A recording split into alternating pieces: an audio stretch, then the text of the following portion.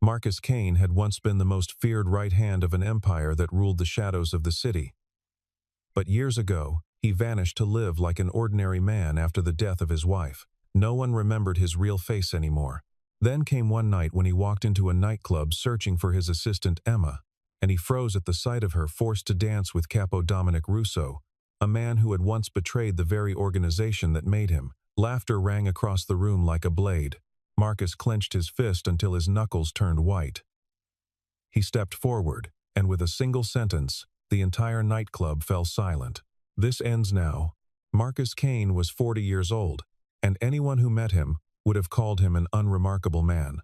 He owned a small auto repair shop on the edge of town, a place with a rusted sign and an old radio that never stopped playing country music. He spoke little, worked with his hands, and never raised his voice. Not even when customers argued over prices. People in the neighborhood loved him the way they loved a quiet fixture of their lives. Someone dependable, someone who never asked for more than what was fair. Years earlier, he had raised a son alone after tragedy took his wife. And now that his son had grown and moved away to build his own life, Marcus lived by himself, in a modest house, with a garden he barely tended. He liked the silence. He liked being forgotten. Emma Whitfield was 29, sharp-eyed, and precise in everything she did. She worked as the personal assistant to Vincent Romano, the chairman of Romano Holdings, a company that on paper dealt in real estate and private investment. She managed his calendar, his crises, and his temper with the same calm efficiency, never flinching even when the demands grew unreasonable. Colleagues respected her because she never panicked, and rivals underestimated her for the same reason. She drove an aging sedan that broke down more often than it should have, and that was how she first came to Marcus Kane's garage on a rainy afternoon 2 years before this story truly begins. At first, their conversations were short, limited to engine trouble and invoice totals, but something about Marcus's quiet steadiness drew her back even when her car needed no repairs at all. She would bring him coffee in the mornings before work, and he would fix small things on her car without charging her: a loose mirror, a squeaking belt, nothing that mattered except the excuse it gave them to talk. Neither of them spoke of what was growing between them, though anyone watching could have seen it in the way Marcus's expression softened whenever she walked through the door. To Emma, he was a rare kind of calm in a world that constantly demanded more from her. To Marcus, she was the first person in years who made him forget the silence he had built around himself. For a long while, their story felt like nothing more than a gentle romance waiting patiently to bloom. Two ordinary people circling each other with quiet affection neither dared to name. Neighbors joked that Marcus smiled more since Emma started visiting. Emma's co-workers noticed she left the office earlier on the days she planned to stop by his shop. It was the kind of tenderness that asked for nothing and expected nothing, built slowly across small gestures rather than grand declarations, and for a while, that was enough for both of them. Nothing about their lives suggested there was a darker world waiting just beneath the surface. Patient and hungry, ready to pull them both back into it. Marcus kept a photograph of his late wife tucked inside a drawer in the garage office. A small kindness he allowed himself on quiet afternoons when the shop was empty, and the past felt safe enough to visit. He never spoke of her to customers, never explained the faint sadness that sometimes crossed his face without warning. And Emma, sensing there was pain she had not yet earned the right to ask about, never pushed him to explain it. Instead, she simply stayed present, bringing coffee on cold mornings, lingering an extra few minutes after her car needed nothing more, letting her presence speak where words might have felt intrusive. Marcus noticed the patience in that restraint more than he ever told her, and it became, without either of them naming it, the quiet foundation of something neither was ready to call love just yet. There was an ordinary Tuesday, unremarkable in every way, except that it planted a seed neither of them forgot, when Emma's car broke down 2 streets from the garage during a sudden downpour. Marcus walked out in the rain, without an umbrella to tow it back himself, refusing her apologies, insisting it was no trouble at all, even as water soaked through his jacket. Afterward, dripping and laughing despite themselves, they sat together in the small waiting room drinking bad coffee from a machine that rarely worked properly. And for the first time, the conversation drifted somewhere personal, somewhere neither business nor small talk could reach. Emma mentioned, almost in passing, that she sometimes felt like her job asked more of her than any person should reasonably give. Marcus listened without offering advice, only presence, and something about that silence told her he understood exhaustion in a way most people never could. But quiet lives rarely stay quiet forever. And the first cracks began to show in ways too small for anyone but Marcus to notice. Emma started staying at the office long after the building emptied, her lights the last ones burning on the 14th floor. She began taking phone calls outside, pacing the sidewalk with her arms wrapped tightly around herself, her voice dropping to a whisper whenever anyone walked too close.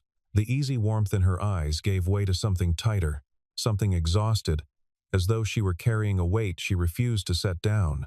Marcus noticed the shift, the way a man who once read danger for a living always would, in the tension of her shoulders, and the way her gaze flicked toward the door of any room she entered. He asked her once, gently, if something was wrong. And she smiled the practiced smile of someone trained to reassure others, even while drowning herself. She told him it was only work. That Chairman Romano had grown demanding lately. That a merger was consuming every hour of her day. Marcus wanted to believe her, and for a while he did, because believing her was easier than acknowledging the instincts stirring awake inside him, instincts he had buried for 15 years. He told himself that everyone had hard weeks. He told himself the world he once knew was gone, and could never reach into this quiet corner of his life again. He was wrong, and some part of him already knew it. One evening, closing the garage later than usual, Marcus saw Emma step out of a black SUV parked across the street, its windows tinted so dark they reflected nothing but streetlight. She glanced around before crossing quickly toward the building, her posture stiff, her eyes down. Marcus's hand froze on the roll-up door as he watched a man step out from the passenger side to speak with the driver, a tall figure in an expensive coat, who moved with the unmistakable confidence of someone used to being obeyed. The man's face was turned away, but something about his stance made the hair on the back of Marcus's neck rise. A recognition his mind refused to name just yet. Days later, Marcus finally saw the man's face clearly, and the sight of it nearly stopped his heart. It was Dominic Russo. Older now, harder around the eyes, but unmistakably the same man Marcus remembered from another lifetime. Dominic had once been a low-ranking soldier in the Romano organization, ambitious and calculating even then, always watching, always waiting for an opening. Marcus remembered warning the old boss about him more than once, remembered the young man's eyes following every conversation as though calculating its price. Now Dominic wore the title of Capo, one of the most powerful men beneath Vincent Romano himself. And Emma was climbing into his car like it was routine. Marcus told himself there had to be an explanation, that perhaps this was simply business.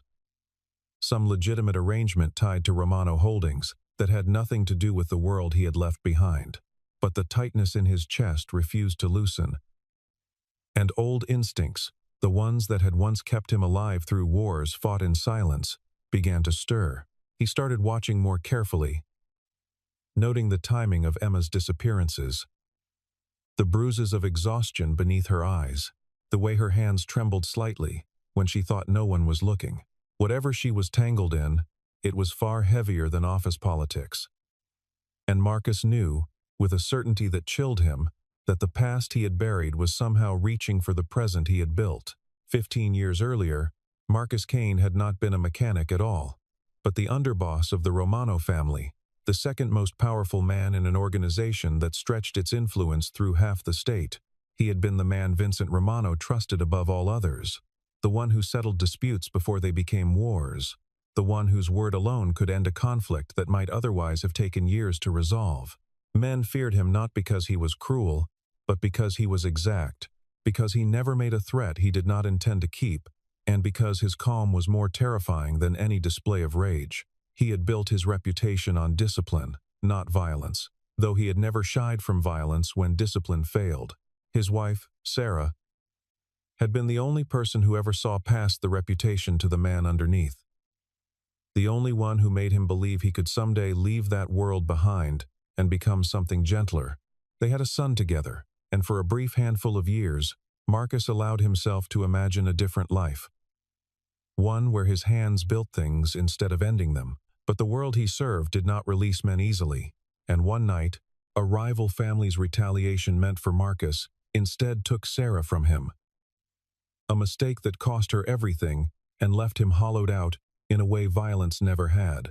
Vincent Romano, who had loved Sarah like a daughter, did something almost unheard of in their world. He let Marcus walk away. The night Sarah died remained, even 15 years later, the single memory Marcus refused to revisit in detail, though its shape colored everything about the man he had chosen to become afterward. He remembered carrying his infant son through a hospital corridor that smelled of antiseptic and fear, remembered the silence of Vincent standing beside him at the funeral, offering no words because no words could have possibly been enough. Marcus made a decision that surprised even those who thought they understood him best. He did not seek vengeance against the men responsible, though vengeance had once been the answer to every wrong in his world. Instead, he asked only for release, understanding at last that continuing down that path would eventually cost him his son as well. And that was a price he refused to pay twice.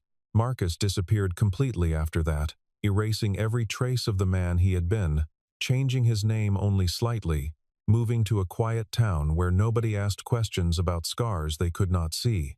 He raised his son alone, taught him nothing of the life he had left, and built a small, honest business with his own two hands, believing that distance and time would be enough to keep the past buried.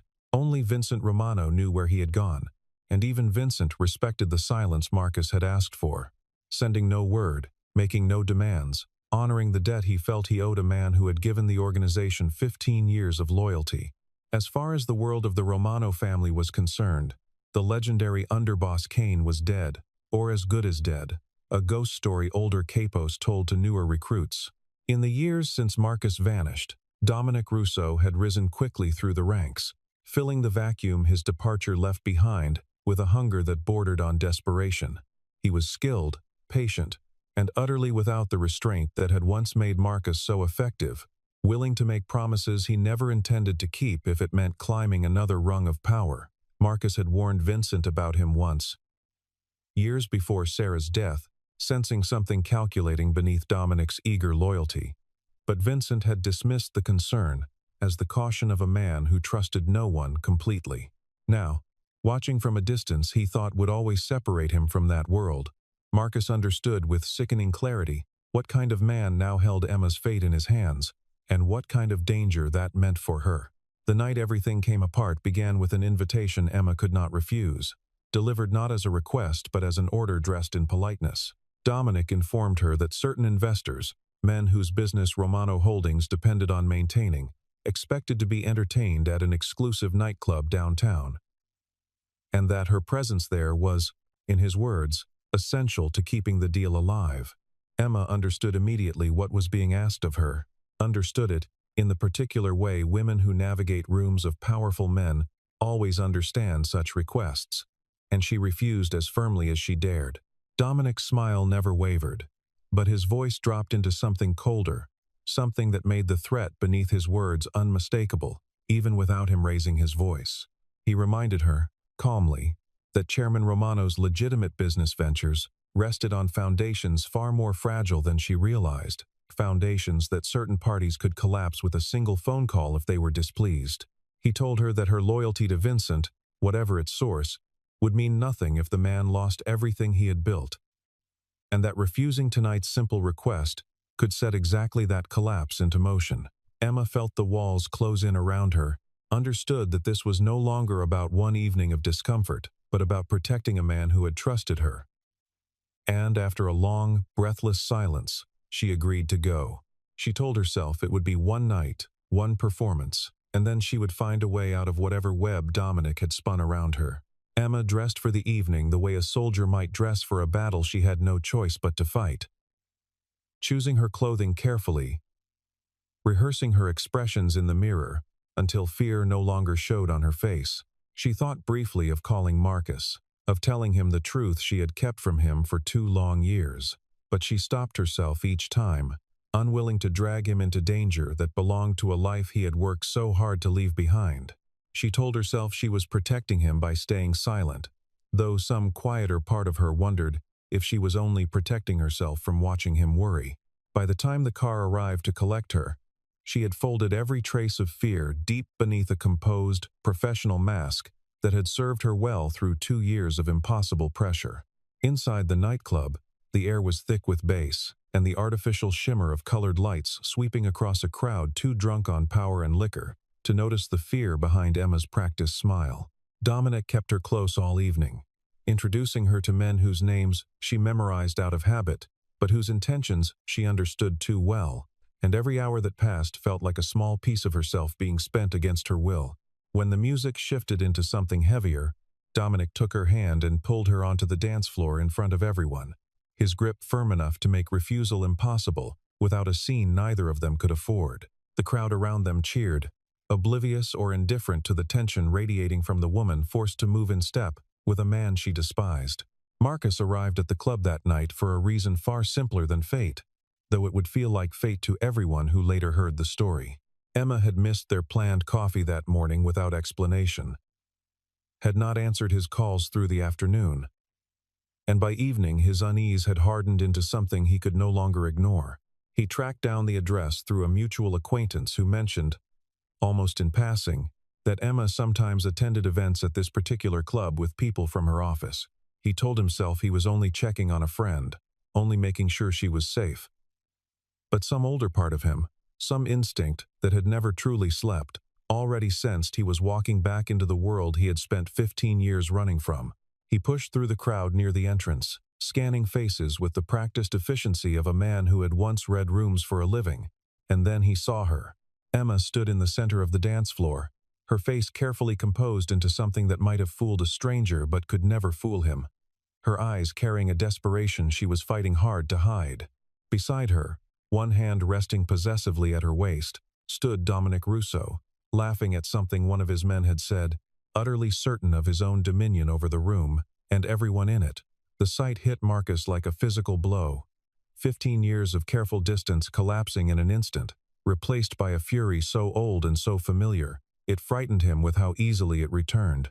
For a long moment, Marcus stood frozen at the edge of the dance floor, the noise of the club fading into a dull roar beneath the pounding of his own pulse. He watched Emma's eyes catch his across the room, watched the flicker of confusion, and then desperate relief pass across her face before she quickly looked away, afraid of what recognition might cost her. Something inside Marcus, something he had buried beside his wife 15 years earlier, rose up with terrible clarity, and every careful habit of restraint he had built around himself began to crack. He was no longer thinking of himself as a mechanic who wanted to be left alone. He was remembering exactly who he used to be, and exactly what he was capable of when someone he loved was threatened. Marcus moved through the crowd with a stillness that felt wrong in a room built for chaos, people stepping aside without quite understanding why they felt compelled to.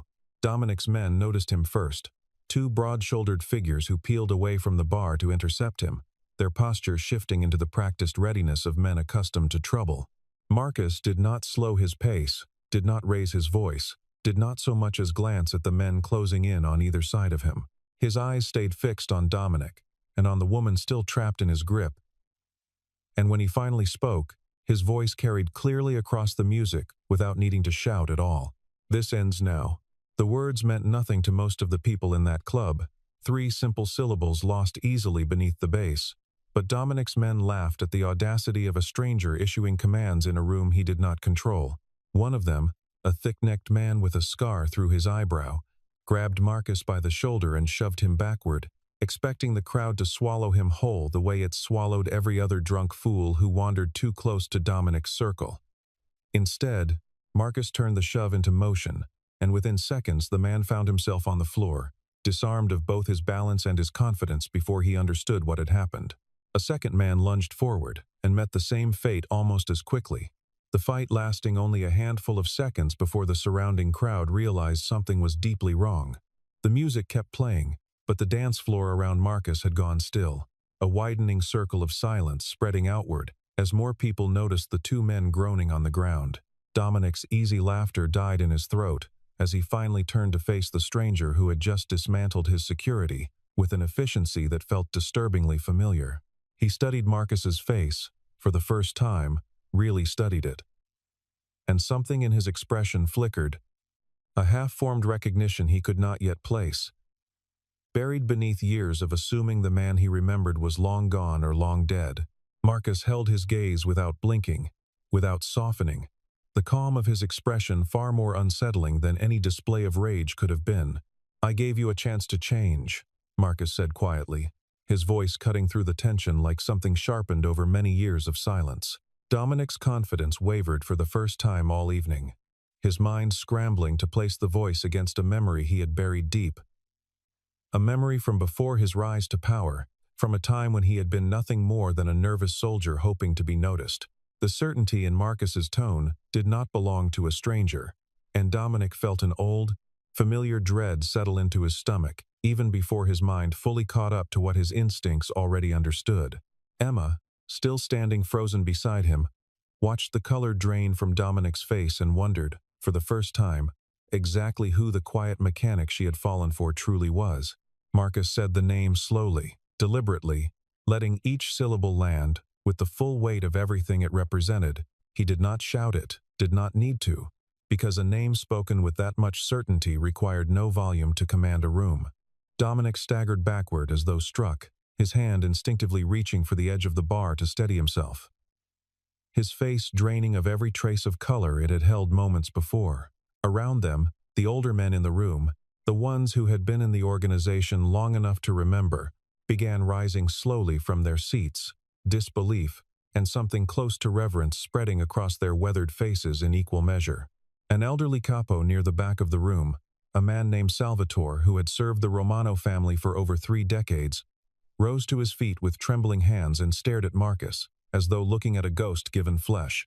"Impossible," he whispered, the word carrying further than he intended, in the sudden hush that had swallowed the club whole. "Underboss Kane," he said again, louder this time, disbelief cracking into something closer to awe, as the name spread outward through the crowd like fire catching dry grass. Within moments, every person in that room who understood what the name meant had gone utterly still, staring at the man they had believed dead or vanished for 15 long years. Whispers rippled through the club faster than anyone could contain them, the name passing from mouth to mouth until even those who had no idea who Marcus Kane truly was could sense the seismic shift happening around them. Emma stood frozen in the center of it all, watching grown men who had terrified her for weeks suddenly shrink back in something resembling fear, all directed at the quiet gentleman who fixed her car and never raised his voice. She searched Marcus's face for some sign of the stranger everyone else seemed to see, some hint of the legend whispered in reverent, frightened tones, but all she found was the same steady calm she had always known, now carrying a weight she had never suspected. The revelation left her breathless, not with fear of him, but with the staggering realization of everything he must have carried silently every single day they had known each other. Dominic recovered his composure faster than the others, though his voice betrayed the tremor he could not fully suppress. He refused to accept defeat so easily, after building his entire empire on the assumption that the old underboss would never return. And pride, more than wisdom, pushed him toward a decision that would cost him everything. He barked an order to the remaining men stationed around the club, and within seconds, weapons appeared beneath jackets and behind the bar, the atmosphere shifting from shock into something far more dangerous. Marcus did not flinch. He had expected exactly this reaction, and he had not walked into that club without preparing for the possibility that Dominic would choose violence over surrender. What Dominic did not know, what he could not have anticipated, was that Marcus had spent the walk from the entrance to the dance floor doing far more than confronting a man who threatened Emma. He had sent a single message before stepping through those doors, a message to people he had not spoken to in 15 years, but who had never truly stopped watching over the family's interests from a distance. As Dominic's men raised their weapons, the doors of the club burst open, and a wave of unfamiliar faces flooded in. Men who moved with the same disciplined precision Marcus himself once commanded. Men whose loyalty had never belonged to Dominic Russo at all. Dominic watched in growing horror as more than half of his own men lowered their weapons the moment they recognized the new arrivals, some even stepping forward to stand beside them instead of beside him. These were soldiers who remembered the old underboss, who had served under him before his disappearance, and whose loyalty, it became devastatingly clear, had never truly transferred to the man who replaced him. Dominic realized, with dawning terror, that his authority had been built on assumption rather than genuine allegiance, propped up only by the belief that Marcus Kane would never return to claim what remained his. That illusion shattered completely the moment reinforcements filled the club, leaving Dominic standing nearly alone in a room that had, in the span of minutes, turned entirely against him. Among the men who crossed the floor to stand with Marcus was Salvatore's own nephew, a younger soldier who had grown up hearing stories about the legendary underboss from his uncle's dinner table, never once expecting to witness the man in person. He approached Marcus slowly, almost reverently, and lowered his weapon to the floor before stepping back into formation, a gesture that rippled through the remaining crowd like a signal. One by one, other soldiers, who had quietly resented Dominic's cruelty for years, who had followed him only out of fear rather than respect, found the courage to do the same. Within minutes, the balance of power in that room had shifted so completely that Dominic's earlier confidence seemed almost laughable in hindsight, a house of cards that had needed only a single gust of truth to collapse entirely. Then the crowd near the entrance parted once more, and Vincent Romano himself walked through, older now, his hair fully silver, but his presence commanding the same absolute authority it always had. The room fell into an even deeper silence, every remaining loyalist and bystander understanding instinctively that whatever happened next would be decided by the man who had built this world from nothing decades earlier. Vincent's eyes found Marcus first, and something passed between the two men, a recognition heavier than words. 15 years of separation, collapsing in a single shared glance. Then his gaze shifted to Dominic, and the warmth Vincent had shown Marcus disappeared entirely, replaced by a coldness that made even hardened men in the room take an involuntary step backward. Vincent revealed, in a voice that carried effortlessly across the silent club, that Emma had never truly been Dominic's ally at all, despite whatever impression Dominic had spent months carefully constructing. She had come to him privately nearly 2 years earlier, terrified but resolute, bringing evidence that something was deeply wrong within the organization's newer dealings. Since then, she had worked quietly and dangerously close to Dominic, gathering proof of exactly what he had been doing behind Vincent's back, risking her safety every single day she remained inside his circle of trust. Marcus listened, and something in his chest tightened painfully as he understood, finally, the true weight Emma had been carrying alone for months, the fear he had sensed but never fully grasped. Vincent detailed, with the precision of a man who had reviewed every document himself, exactly how far Dominic's betrayal had reached. Dominic had been laundering money through shell operations tied loosely to Romano Holdings, exposing Vincent's legitimate businesses to risks he never sanctioned and never knew existed. He had made secret arrangements with rival organizations, trading information and favors that directly endangered the family's interests, all while presenting himself publicly as Vincent's most loyal capo. Emma had documented every transaction, every meeting, every whispered arrangement, compiling a case so thorough that even Dominic's most devoted allies would struggle to defend him once the evidence became known. Marcus turned to look at Emma then, seeing her fully for perhaps the first time, understanding that the woman he had fallen for was not merely brave by accident but courageous by deliberate, terrifying choice. She had spent 2 years walking a tightrope over an abyss most people could not have survived crossing once, protecting a man who had once loved her like family, carrying secrets that could have gotten her killed at any moment. Marcus felt something close to shame settle over him, not for who he had once been, but for how long it had taken him to notice how much danger she had quietly absorbed to keep others safe. He crossed the small distance between them and spoke softly. His voice meant only for her, despite the silent room around them, offering an apology for arriving so late to protect what mattered most. Emma shook her head gently, tears finally breaking free after weeks of forced composure, and told him that his arrival, however late it felt to him, had come at exactly the moment she needed someone most. She confessed how many nights she had wondered whether she would survive long enough to see the evidence matter. How many times she had nearly given up under the weight of Dominic's threats. Marcus reached out and took her hand, an act so simple it seemed impossible that it carried the full history of everything unspoken between them for 2 years. In that single gesture, surrounded by the wreckage of a world neither of them had chosen, something unspoken finally became real. Dominic, watching his empire dissolve in real time, made one final desperate attempt to salvage what remained of his authority. Appealing directly to the older capos scattered around the room, he reminded them of favors he had done, of years of service, of loyalty he claimed, had never wavered despite what Vincent's evidence suggested. But the room had already made its judgment, the weight of Marcus's return combined with Vincent's damning revelations, leaving no room for sympathy toward a man who had betrayed the very family that raised him. Salvatore, the elderly capo who had first recognized Marcus, stepped forward and spoke for the gathered men, declaring that Dominic's fate belonged now to the council, not to whatever mercy he hoped to beg from the crowd. The formal gathering of the council took place 3 days later, in a room far quieter than the nightclub had been. Wood-paneled walls holding decades of history within their grain. Every senior capo who remained loyal to the Romano family sat in judgment.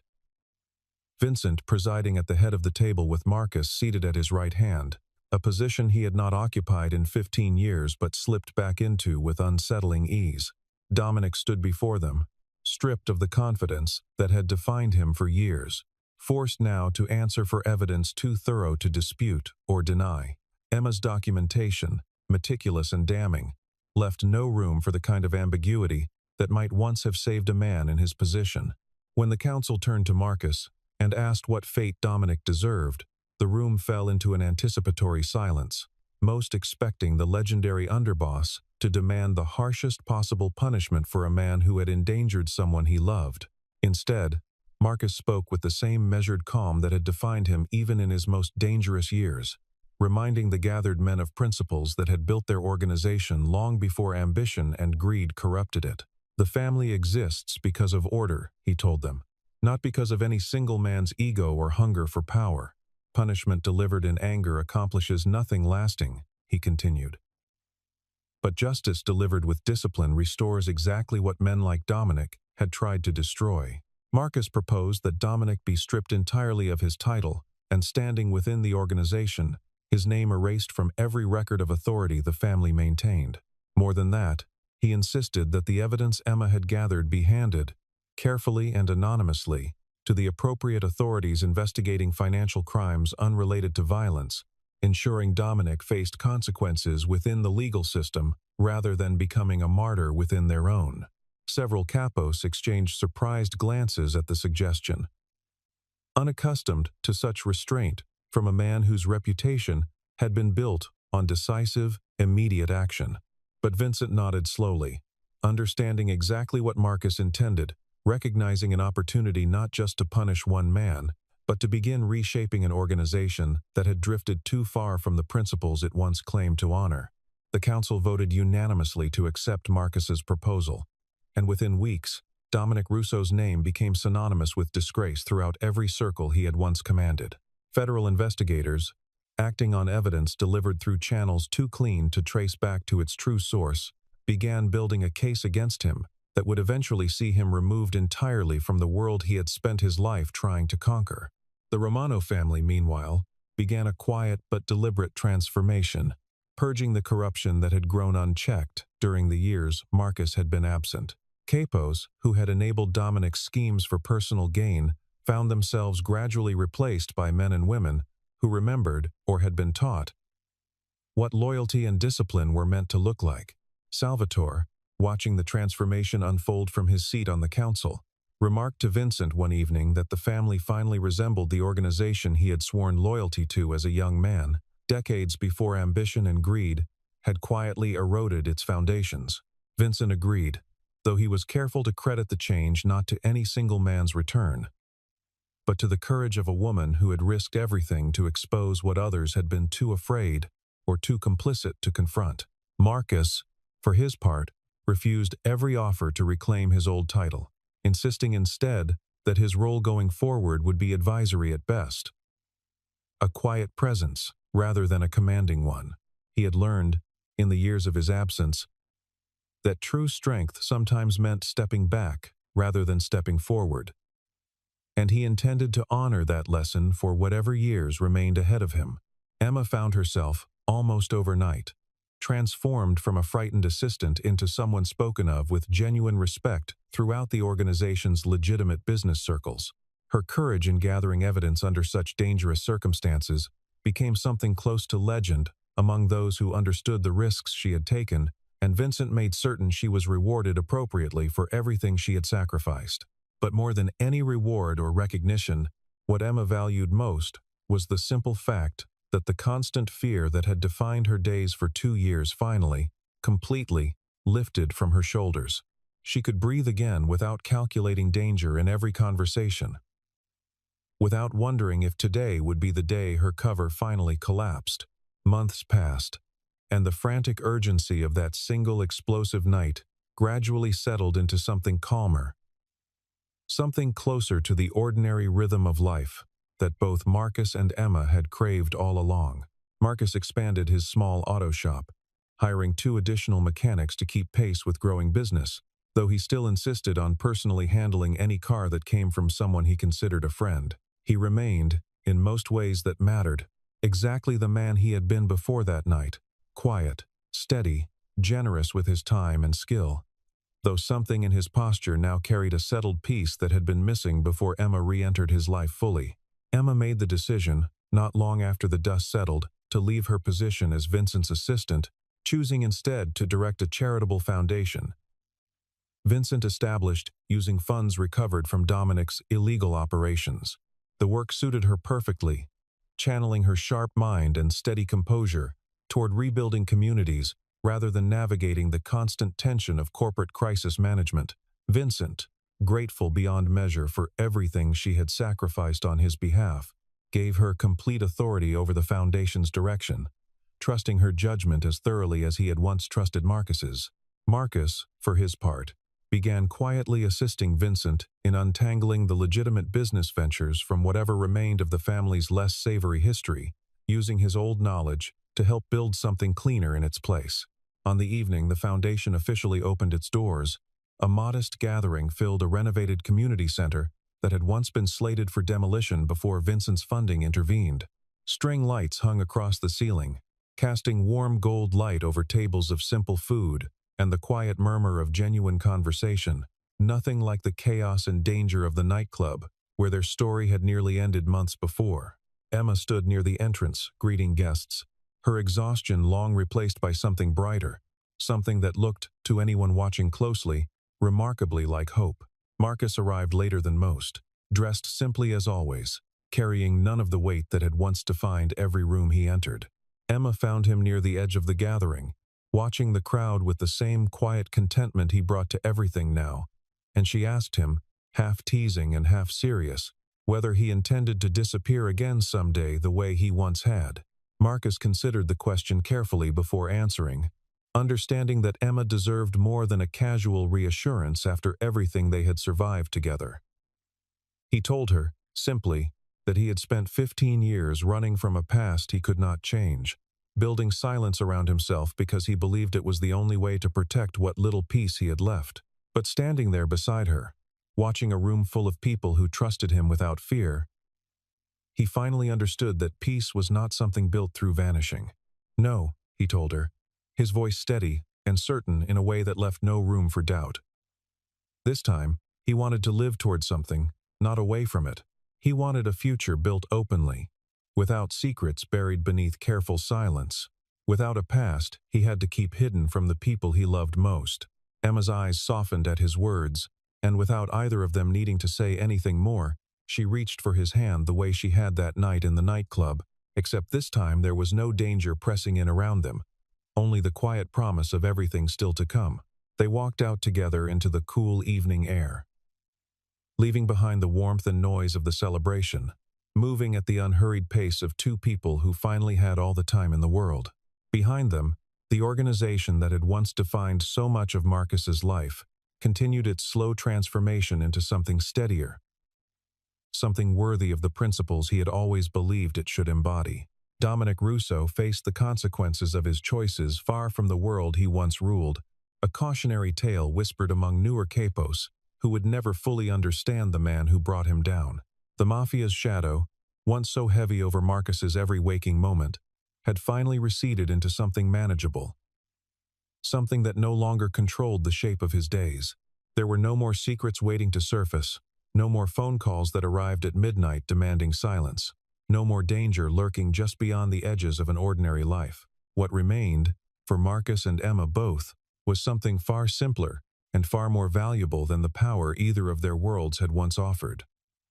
A small house with a garden, Marcus finally found time to tend properly, a foundation that gave Emma purpose without fear attached to it. Two people who had found each other first through quiet, ordinary kindness, and who had proven, when it mattered most, that they were willing to fight for exactly that kind of life. Peace, they both discovered, was not the absence of a story, but the reward for surviving one worth telling. In the years that followed, the garage on the edge of town became something of a quiet legend in its own right. Though none of the customers who brought their cars there ever learned why the owner sometimes received visits from men in expensive suits who called him nothing but a name of deep respect.